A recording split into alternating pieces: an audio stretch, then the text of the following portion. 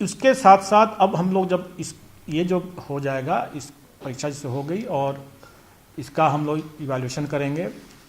Answer की का विवाद जो हमेशा से रहा है, उससे निपटने के लिए हम लोगों ने एक रिवाइज्ड एसओपी, एक नया एसओपी तैयार किया है और ये हमने लागू कर दिया है। और हमारे दूसरे जो जितनी परीक्षाएं, जो एमसीक्यू बेस्ड जितनी भी परीक्षा हो रही है, जिनका अब जो निकल रहा है रिजल्ट, वो उसी न्यू एसओपी से निकल रहा है। न्यू एसओपी यह है, अभी तक क्या होता था कि हम एक अपना प्रोविजनल आंसर की निकालते थे, उसके बाद उस पर हम आपत्ति आमंत्रित करते थे।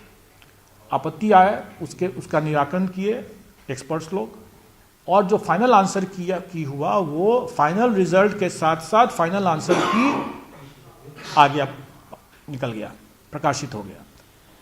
तो इसमें क्या कठिनाई ये होती थी कि फाइनल आंसर की में जो परिवर्तन हुआ, प्रोविजनल आंसर की में जो परिवर्तन हुआ फाइनल आंसर की में, तो इसमें रिजल्ट चूंकि निकल गया है, तो इस पर अगर इस फाइनल आंसर की पर अगर किसी को कोई आपत्ति फिर से हो गई, क्योंकि हमने तो चेंज किया प्रोविजनल आंसर की को, वो चेंज सही किया, एक्सपर्ट्स ने किया, सही किया, लेकिन आपत्ति तो आ ही सकती है ना उसके बाद। तो इस आपत्ति का हम लोगों ने मौका नहीं दिया लोगों को देखने का या उसका निराकरण करने का, उनको समझाने का, और रिजल्ट निकल गया। उसी में हम लोगों ने यह परिवर्तन किया कि अब हमारा जो फर्स्ट ऑब्जेक्शन जो आएगा प्रोविजनल आंसर की के ऊपर, तो उस पर हम जो फाइनल आंसर की बनाएंगे उसको भी हम 3 दिन तक पब्लिक डोमेन में रखेंगे। और उसमें भी अगर किसी को कोई आपत्ति अगर आता है तो उस पर हम एक्सपर्ट्स और कैंडिडेट्स जो ऑब्जेक्शन करने वाले जो है आपत्तिकर्ता, उनका हम बैठक कराएंगे, डिस्कशन कराएंगे, और उसके बाद जो आंसर निकलेगा वही आंसर की जाएगा, वही फाइनल होगा। हर हालत में हम फाइनल आंसर की जो रहेगा वो बिना किसी विवाद के 3 दिन तक पब्लिक डोमेन में रहने के बाद हम उसका रिजल्ट निकालते हैं। और ये चीज़ हम लोगों ने ऑलरेडी कर दिया। अभी कई परीक्षा फल हम लोगों ने अभी प्रकाशित किया, जिसमें हमने वो 3 दिन का दिया, जिसमें नहीं आया आपत्ति उसका हम फाइनल कर दिए। तो ये परिवर्तन हमने इसलिए किया कि लोग अनावश्यक उसमें विवाद हो जाता है, और कुछ नहीं है।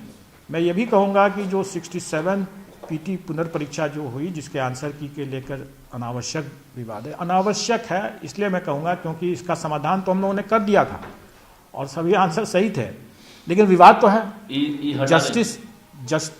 जस्टिस जो है, जैसे न्याय सिर्फ होना ही नहीं है, न्याय दिखना भी चाहिए कि हो रहा है। तो उसी तरह से कोई अगर हम लोग पारदर्शिता बरतते हुए अगर आंसर की बनाते हैं तो वो दिखना भी चाहिए लोग कि भाई आपका सब डिस्कशंस करने के बाद वो बना है। तो इसीलिए उसका हम लोग जड़ से ही उसको समाप्त कर देने के लिए हम लोगों ने रिवाइज्ड ये एसओपी बनाया है और इसको लागू कर दिया है। और मैं समझता हूँ कि 68 इस पीटी में भी हम इसको बखूबी लागू करेंगे और इस बार कोई भी कंट्रोवर्सी से हम नहीं होगा। अब रही बात कि भविष्य में, जैसे मैंने कहा कि कई हम लोग चेंजेस करेंगे।